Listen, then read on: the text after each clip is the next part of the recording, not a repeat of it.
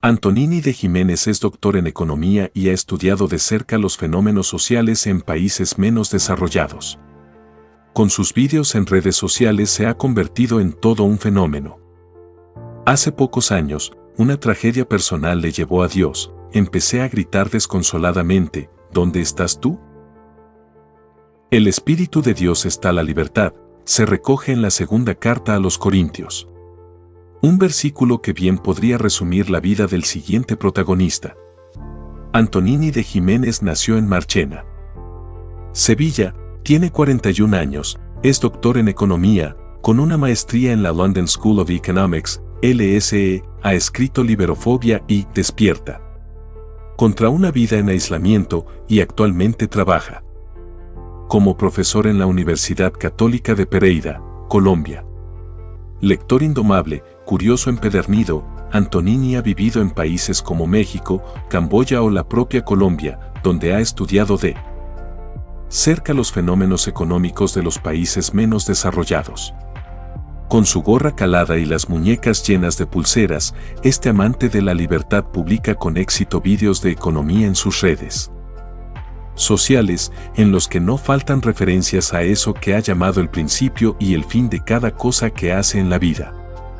Desde su casa de Colombia, y con la claridad habitual, atiende a religión en libertad para hablar de temas como el feminismo, la cultura de la cancelación, el animalismo, la eutanasia o su propia conversión, que tuvo lugar después de una durísima experiencia personal. ¿Quién es Antonini de Jiménez? Es un personaje que se creó hace 6 años con el único sentido de encontrarme a mí mismo. Durante mucho tiempo lo único que hacía era replicar los deseos de mi padre, hasta que por primera vez en mi vida comencé a hacer algo que a él no le gustaba, que era ponerme una gorra, unas pulseras y hablar en redes sociales a propósito de la economía. Ahí empecé un camino en libertad donde, incluso, he escuchado la llamada de Dios. ¿Cómo fue esa llamada de Dios? Yo soy del sur de España y culturalmente somos todos católicos.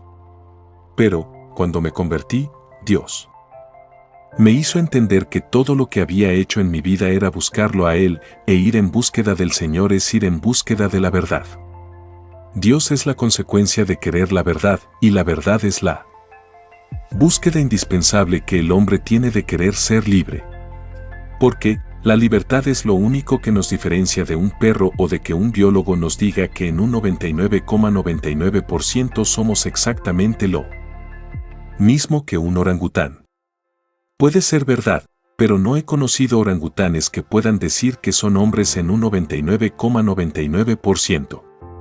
Si la libertad es lo único que no reduce nuestra condición, si es algo tan elevado y distinguido es porque tiene que ser el instrumento que nos lleve a Dios. ¿Hubo algún episodio concreto que le hiciera escuchar esa llamada? El suicidio de una estudiante de mi universidad. Algunos de los psicólogos que había aquí, sometidos a las ideologías del demonio, a los posmodernismos, feminismos, llegaron a decirme que teníamos que normalizar el suicidio porque es una cuestión exclusivamente personal. Eso generó en mí una confusión brutal.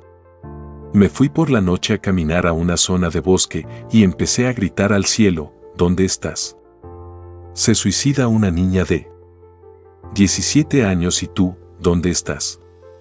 Empecé a gritar desconsoladamente hasta que en un punto del camino, ya casi sin voz, Dios me dijo a través de mi conciencia, ¿dónde estás tú? Me dio la vuelta a la pregunta y me di cuenta de que el problema no era Dios, el problema era yo, que era el que no aparecía. Cuando le dije a Dios que donde estaba Él, en realidad, lo que quería decir era, más bien, que donde estaba yo, que siendo tan poca cosa era incapaz de escuchar la voz del Señor. Y, ahora, ¿en qué se ha convertido Dios? Es el principio y el fin de cada una de las cosas que hago en mi vida. Es como una especie de espejo reflector que me hace ver mis miserias, mis bondades, mis dificultades y mis temores. Pero es mucho más que eso, es una fuerza que me permite seguir adelante. Porque no es lo mismo ser bueno que hacerte bueno. Ser bueno es tener un comportamiento ético, por ejemplo, salvarle la vida a una persona, pero hacerse bueno es querer que cada uña de tu pie, cada pelo de tu cabeza, se hagan buenos, encarnen la bondad. El cristianismo no es solo un decálogo de buenas intenciones, sino que exige un modo de vivir completamente diferente.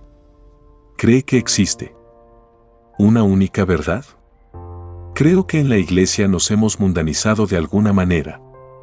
Me refiero a que hemos aceptado los principios del mundo en un sentido negativo. Por ejemplo, yo escucho frases terribles entre católicos del tipo: esa es tu opinión, no se puede generalizar, no es ni mejor ni peor, cada uno es como es. Todas estas frases son la negación de la verdad. Si un hombre niega la verdad, su verdad depende de él, y esta es aleatoria, inestable, vulnerable, volátil, y acabará sometiéndose a la inercia del afán de novedades, del consumo ostentoso, del entretenimiento. Del no me quiero aburrir, de los placeres vanos. Solo en el cristianismo brilla la verdad. Yo tolero, respeto y amo a las personas, pero ni tolero ni respeto ni amo a las ideas. A las ideas las critico, las combato, las retuerzo, las trituro, las asimilo. No tengo problema en aceptar lo que es la verdad, no mi verdad, sino la verdad. El catolicismo es la verdad, el Señor es el camino, la verdad y la vida. ¿Cómo se vincula esa verdad con la libertad? ¿La libertad es un absoluto o es hija de la verdad? No se puede ser libre si una persona no busca en su corazón la verdad, y una persona no puede buscar en su corazón la verdad si no ha establecido antes las condiciones para ser libre. Aquí aparecen otros problemas como, por ejemplo, los movimientos liberales que creen que la libertad es simplemente, yo hago lo que quiera, pero tú no me perjudiques. Eso es una manera extremadamente primitiva de entender la libertad. La libertad solo se puede entender con los demás. La única manera en la que yo puedo identificar que soy y quien realiza mi libertad es el hecho de formar parte de una sociedad. Yo no soy un individualista metodológico, yo creo en la sociedad, y griega. Creo que la sociedad es una combinación inteligente que se establece entre los intereses particulares de la persona y los intereses particulares de la persona como colectivo. ¿Cree que esa libertad le puede llegar a dar miedo al hombre? El origen de los confinamientos durante la pandemia, por ejemplo, venía del miedo, de un miedo de orfandad. Ese miedo del niño que se queda solo y se pierde de sus padres. Ese fue el miedo que padecimos, y es un miedo a la ausencia de Dios. El miedo es el instrumento que convierte al hombre en esclavo. Se puede ser libre con miedo, pero no si te dejas gobernar por él. El miedo hace también que uno se vuelva tibio. La gente ha rebajado sus aspiraciones vitales a la altura del betún. Y no quieren subirlas porque no quieren complicarse la vida. Para ver Netflix comiendo Doritos uno no necesita a Dios. Pero, cuando un hombre quiere aspirar a los principios más nobles, no tiene más remedio que ir a una iglesia y arrodillarse ante él. Santísimo. Esta vida es muy difícil, hay tantos enemigos y dificultades que te obligan a apoyarte sobre la piedra sólida de Dios. Pero, durante la pandemia, además, hemos visto otro miedo, el miedo a la muerte. Por miedo a ser viejo menos tiempo, esta sociedad se hace vieja antes de tiempo. Tiene un ansia de inmortalidad y no quiere morirse, pero a la vez no quiere vivir toda su vida.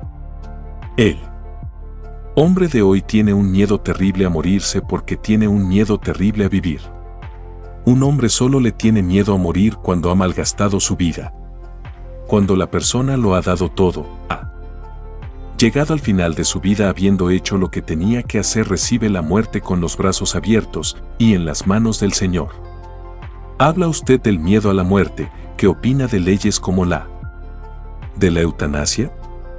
La ley de la eutanasia está en esa lógica perversa de dirimir la vida y la muerte bajo nuestros propios criterios, en esa nihilista omnipotencia personal. Si el hombre quiere tomar en serio su propia vida, tiene que poner una distancia entre él mismo y sus sentimientos que lo traicionan constantemente porque buscan los atajos. La aplicación de la eutanasia por cuestiones humanitarias solo sirve de excusa. Si miramos el corazón de ese hombre que la pide con el único fin de evitar el dolor, podremos entender, en la gran mayoría de los casos, que su vida ha girado en torno a la frívola superación del dolor y la conquista del placer. Ahora que no puede tenerlo, la vida deja de tener sentido. Ha simplificado la existencia a una cuestión de placeres y tormentos. ¿Cree que la llamada cultura de la cancelación es la gran tiranía de este tiempo? Lo decía Dostoyevsky en Los hermanos Karamazov. Cuando el hombre pierde la verdad de su corazón, se queda solo en sí mismo, se ofende. Incluso le llega a tener gusto a sentirse ofendido. Como mi identidad ya no es una identidad que viene de Dios, sino que es una identidad que yo me construyo. Cualquiera puede ponerla en riesgo, cualquiera me puede ofender. Estamos en una sociedad donde se vanagloria la libertad de expresión, a condición de que usted no tenga opinión. Ayer me cancelaron un video que hablaba de los toros y, hace un par de días, me hicieron un linchamiento mediático porque alabé que los españoles llegaran a América. A veces uno se ve tentado a no decir ciertas cosas, sabiendo que son verdad y que ayudan al conocimiento, porque pueden ofender a los demás. Pero, precisamente, es en ese dilema donde se ve si el hombre aprieta la libertad con los dientes o no. Cuando no le importa el costo que supone y tira para adelante, con Dios de la mano. Estos son los dilemas que el Señor va poniendo en la vida de un hombre. Si yo no saliera públicamente, no hiciera vídeos, no necesitaría a Dios, porque estaría ante dilemas que podría resolver con una simple tarjeta de crédito. ¿Qué opina de los movimientos feministas que se están dando últimamente? En el feminismo el hombre está a oscuras y la mujer a ciegas. Es una degeneración que viene de lejos. Me da pena, porque las personas que están metidas en eso sufren. Yo entiendo las buenas intenciones que hay detrás, pero recuerden que de buenas intenciones está lleno el infierno. Es evidente que el último problema que tiene España es un problema de feminismo. Es más, el feminismo se ha convertido hoy en día en un problema para las propias mujeres y en consecuencia para los hombres. Por ejemplo, la ley del sí es sí les quita ese velo que las protegía del descarnado deseo sexual masculino, de una sana conquista, de no revelar explícitamente sus deseos, es decir, queriendo igualarlas, el feminismo las hipersexualiza. Y, entonces, reina la confusión.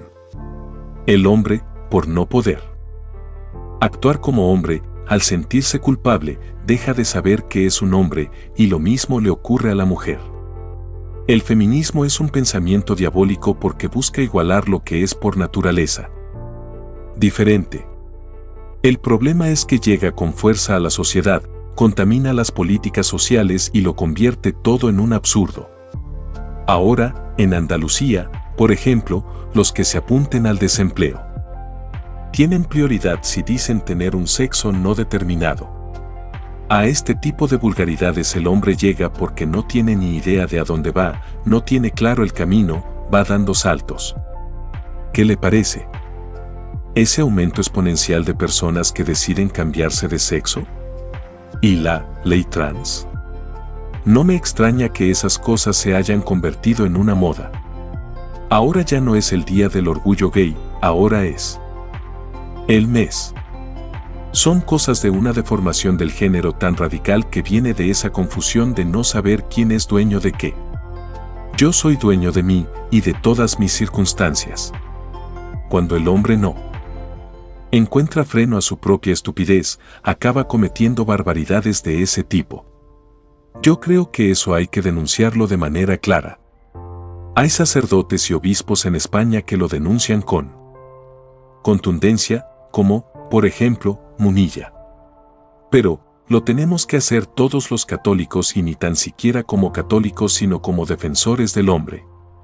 creyendo que lo mejoramos, estamos en realidad deteriorando el sentido de la humanidad, basándolo todo en la propia percepción personal que termina generando una violencia sistémica que aparece de forma reprimida en el hombre.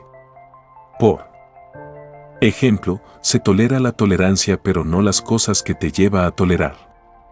Esto es violencia en forma de cinismo. Como han eliminado a Dios, quieren hacer de esta tierra un paraíso y, ellos mismos, ser Dios. Sin embargo, toda política que quiera hacer de la tierra el paraíso acaba siempre en proyectos eugenésicos. Eugenesia y querer acabar con Dios para convertir el paraíso en la tierra son sinónimos. ¿Qué opinión le merecen ideologías como el animalismo? Yo soy taurino, pero no por afición o devoción, sino por convicción. Yo me hice taurino en Camboya, donde no existe el toro. Nunca había ido a una corrida de toros, y soy sevillano.